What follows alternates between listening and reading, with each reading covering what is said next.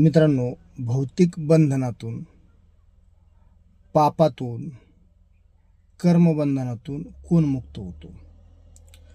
कर्म तर करतोच, परंतु शरीराने, इंद्रियाने, मनाने, बुद्धीने आपण कर्म करतो. परंतु कर्म करूनही कोण व्यक्ती असतो तो भौतिक बंधनातून मुक्त होतो, पापातून मुक्त होतो, कर्मबंधनातून मुक्त होतो.